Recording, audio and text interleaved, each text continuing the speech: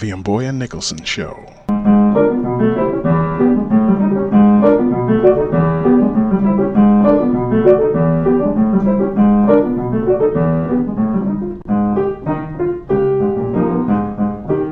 On this episode, we look at more of Kansas City jazz. We'll look at Walter Page, Jimmy Rushing bringing in William Count Basie, and we hear about the unmistakable and distinct Lester Prez Young. My name is Mboya Nicholson. This is a show about jazz.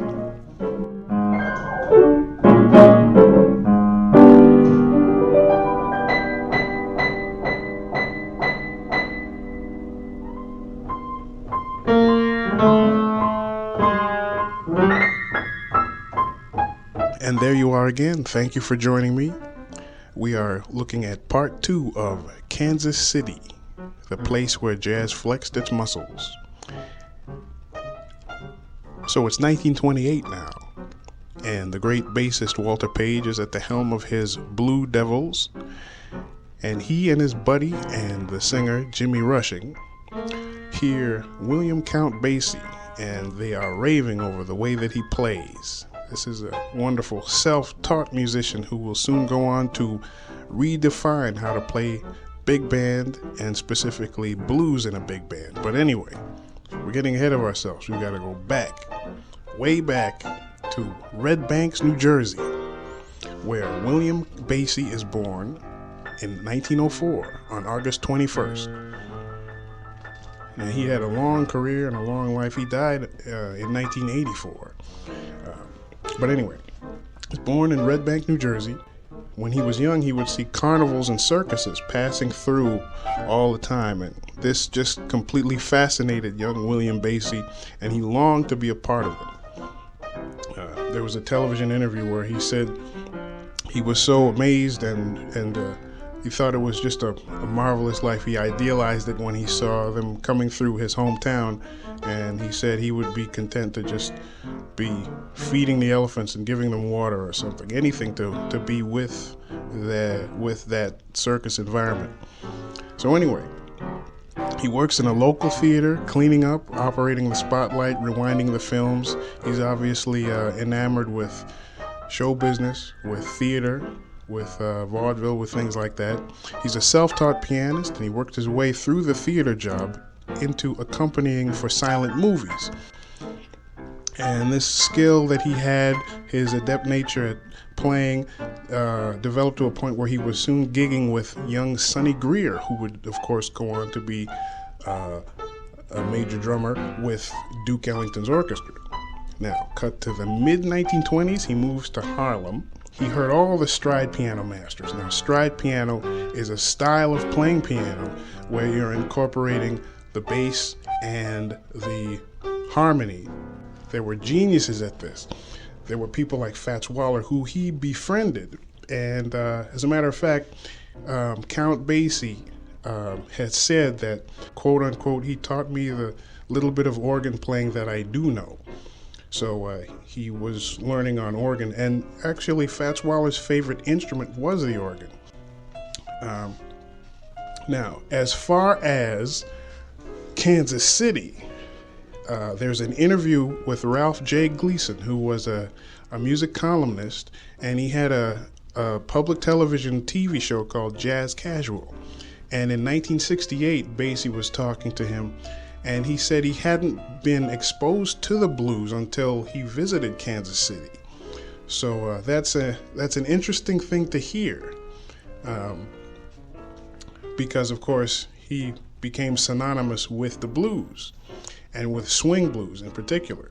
So he said he hadn't been exposed to it until visiting Kansas City in the very, very early days. That's the way he put it. So the very, very early days, we can assume that's around 1922, because by late November of 22, years before he was playing with the Blue Devils or with Benny Moten's band, he went through Kansas City with a burlesque show called Hippity Hop with a group called Katie Crippen and her Kitties. So the band played their repertoire, and they had no connection with the comedy skits or the productions in the Hippity Hop Review. They just played their songs, and then they were finished.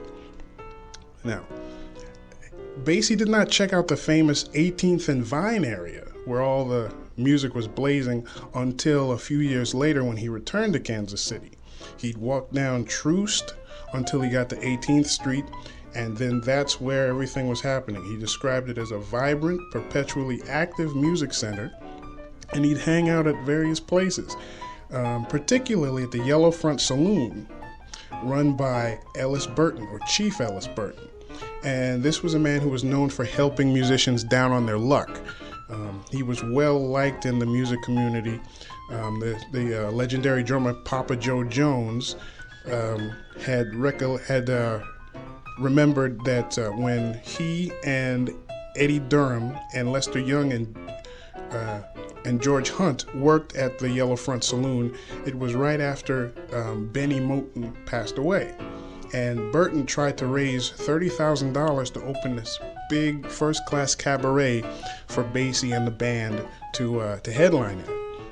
So he was always thinking of putting the musicians first and how they could be at the advantage. So anyway, the Yellow Front Saloon, Basie also hung out at the Sawdust Trail, was another place. He returned to 18th Street regularly after work while he was in Kansas City. And when Hippity Hop closed in 1925, Basie went back to New York. He meets Harry Smith, the trumpeter for the Gonzelle White Show. Now, Gonzelle White was a vocalist, alto saxophone player, and she also danced in her show. She started her career in the 1920s, or got established in the 20s. She toured with the Keith and Columbia vaudeville circuits. Now, vaudeville circuits, these were a string of theaters that vaudeville acts and performers and musicians would go from one theater to another theater in different cities. And they were headed by different companies and different people. So the Keith circuit was started by Benjamin Franklin Keith from Hillsborough, New Hampshire. But he was dead by this time. But anyway, he's the one who started that circuit. And Gonzelle White's group worked in that circuit and played the various theaters. So anyway, Harry Smith is a trumpet player for Gonzelle White. He meets Basie and tells Basie, you sound great, you should try out for the band. So Basie gets in because of his musicality and very easygoing personality, which later on his veteran players used to say that he would be just like one of the guys. It wasn't like I'm the boss and you're below me. He didn't have that kind of disposition. So Basie is working with Gonzelle White. So Gonzelle White tours Tulsa, Oklahoma, and during a layover in Oklahoma, Basie is awakened at his hotel room by some Blue Devils playing outside his hotel in the morning. They're playing a ballyhoo, which is a musical promotion for an event. So Basie said hearing them was the most crucial moment in his career because it gave him more of a clear image of the musical direction he wanted to take. Now, the Blue Devils liked how Basie played when they heard him at Gonzelle White's ballyhoo, and he impressed Jimmy Rushing and Walter Page so much that when it was finished, both men rushed up and worked their way towards Basie and asked him enthusiastically to join. Now, Gonzelle White's show breaks up while Count is recovering in the hospital from an illness, and Basie he still has the Blue Devils on his mind. That's the musical direction that he wants to follow. So after he's recuperated, he contacts Walter Page. Page has a pianist who's driving him crazy with what he describes as a galloping style of piano that was off balance. So he is definitely looking for somebody to fill in that spot in the rhythm section. And he's enthusiastic about Basie wanting to join. Basie goes to Oklahoma, joins the band, and the Blue Devil regularly plays top engagements on the circuit. They're a very well-respected and popular group. But Page is itching to take on the great Benny Moten band in band battles. But Moten didn't want to do this. See, instead, Benny Moten had a strategy, and he gradually hired away all of Page's significant players one at a time. It's like that old adage: if you can't beat them, join them. Well, if you can't beat them, hire them. So the Blue Devils have their premiere in their new home, Kansas City, on 18th and Vine, and they participated in a Battle of the Bands with George E. Lee's band on November 23rd, 1928. It was publicized, and so the Blue Devils were playing, and Count Basie was the newest addition. October 28th, 1928, they played Paseo Hall, which was located on 15th and Paseo. And the band included Orrin Hot Lips Page, Walter Page, Jimmy Rushing, Buster Smith, Henry Buster Smith, that is, and of course Count Basie. It was a great success, and actually 1,700 people attended. So this band was a force to be reckoned with, and it was very popular with listeners. Now, it appears that Walter Page's Blue Devils only recorded two things: Blue Devil Blues with a vocal by Jimmy Rushing, and a song called Squabblin', or There's a Squabblin', written by Count Basie. Now, of course, meanwhile, Benny Moten has always admired the band's skill. Now, Moten was from Kansas City, Missouri. He was born in 1894, and they called him the Duke Ellington of the West because of his top-notch players. And Moten's band was a heavy hitter. It was big league territory, that kind of caliber of musicians. He directed a band that included Blue Devils members approximately between 1929 to 1935, which was the year of his death. Benny Moten recorded many sides with ex-Blue Devils members between 1929 and the early 1930s, including in 1929 a song he wrote called Boot It, a song he wrote with Eddie Durham called Everyday Blues or Yo-Yo Blues, and a song he wrote with Basie called Jones Law Stomp. And in 1930, they recorded I Wish I Could Be Blue, which was written by Moten, Durham, and Basie, and Liza Lee, which was a Bud Green, Sam H. Stept popular song.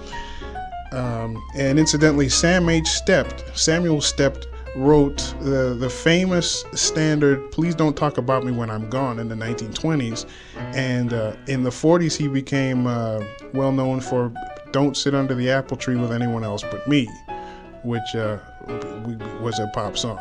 In 1932, Benny Moten recorded stuff like New Orleans and Prince of Wales, that is Wales, which was a composition he wrote. New Orleans, of course, was the standard by Hoagy Carmichael. So things are going along for the band. They're performing, they're doing various things, and then April 1935, Benny Moten dies during a simple operation. After his death, Count Basie takes over the band eventually. The band emerges. The Basie band, its naissance emerges at the Reno Club because Basie convinces the owner, Saul Steinbold, to expand the group from 6 musicians to 9 musicians. He locates disbanded Blue Devils for the band, and eventually the remainder of the Blue Devils and musicians associated with Benny Moten became the nucleus for the Count Basie Orchestra. And one major inclusion was Lester Young, of course, a major influence in jazz on the tenor saxophone. Oldest of 3 children, grew up in the vicinity of New Orleans. He moved with his father to Minneapolis in 1920, and I'm sure that was a change of local cultural idiosyncrasies, maybe a little bit of a culture shock. Lester's father was Willis Handy Young. He taught all 3 of his children instruments. Lester Young took violin, trumpet, and guitar, and played in the family band. When he was 13, he took up the alto saxophone, and he's playing in the family band, but he has disagreements with his father and leaves the family band. And I have conflicting sources, one saying that in 1928, He went with Art Bronson's Bostonians, this musical group, and one source saying it was in 1925. It's fair to say between the mid to late 1920s, he left his father's band and was playing with Art Bronson's band. And he picks up the tenor saxophone. In 1929, he briefly returns to the family band, but leaves again and plays the Southwest with groups like Walter Page's Blue Devils, Eli Rice's Cotton Pickers, and Eugene Schuck's Cotton Club Orchestra. Now, by 1932, he joins the 13 original Blue Devils, very popular in the Southwest. He plays the Ritz Ballroom in Oklahoma City, and he meets Charlie Christian. And this is an illustration of how Lester Young was an influence to younger musicians. Christian is about 15 or 16 years old at the time, and he hears Lester Young and likes his style and incorporates that into his own emerging playing style on a guitar. After an unsuccessful tour with the 13 Blue Devils, with the 13 original Blue Devils, Young returns to Kansas City, plays with the Benny Moten George E. Lee Band. Now, to explain this, according to Lester Young, Benny Moten and Basie had a disagreement. Basie and most of the band left, and Moten formed a new band with George E. Lee, and Young played in the Moten Lee Band. He also played with Clarence Love's band. So Lester Young was an admired player, even though to some who were more along the lines of a Coleman Hawkins type style of preference for playing, he rubbed some people the wrong way, so to speak. His playing style, his demeanor, and his deportment were all unique, so you can't really divorce any one aspect of his personality from another. He had a light, fluid, sure-footed, in-command style of improvising. It fit his soft-spoken personality, but it was still confident, even though it was not bombastic.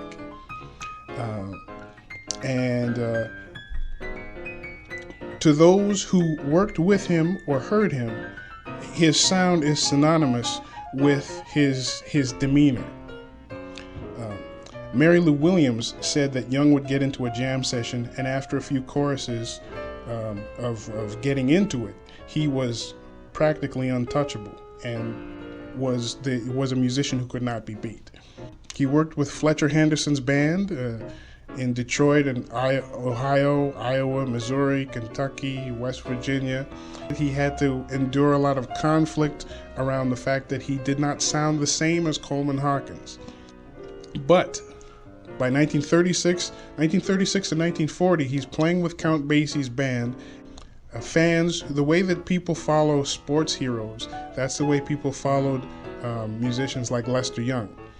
And Young becomes an architect, in a way, of the dueling tenor tradition in the Basie band, doing battle, trading phrases on various songs with fellow saxophone player Herschel Evans. Now, typical of popular culture, people try to make their musical battles personal, but Lester Young's response was that Herschel Evans just preferred Coleman Hawkins' style. There was no animosity between them. They were friends, they just played different musical styles. Lester Young was more influenced by Frankie Trombauer, so it was just a difference of musical tastes, musical styles. So now that in a nutshell is the beginning of the Count Basie Orchestra. So the musicians I talked about, and many I've either just mentioned or didn't have time to include in a thorough way, became lovingly known as the Old Testament Band, as in the first real concrete permutation of a Count Basie orchestra. The Basie Band would go through numerous changes and locations, but its genesis was in Kansas City, and its blood type per se was the Kansas City jazz sound. So, we've just scratched the surface, as I've said before, of Kansas City, of the Blue Devils, of Count Basie, of Walter Page. We'll be back.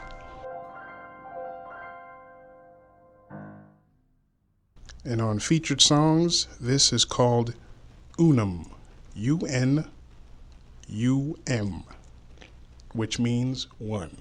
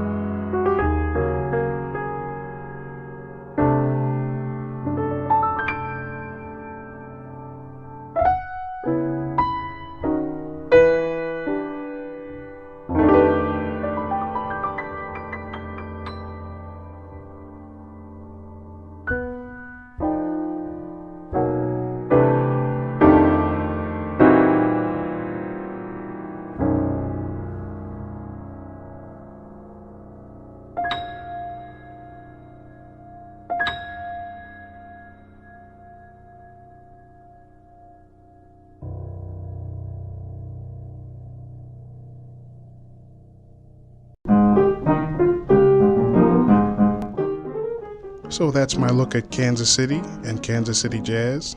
I hope you've enjoyed listening. Thank you for sticking around and checking it out. Come back again. Bye for now.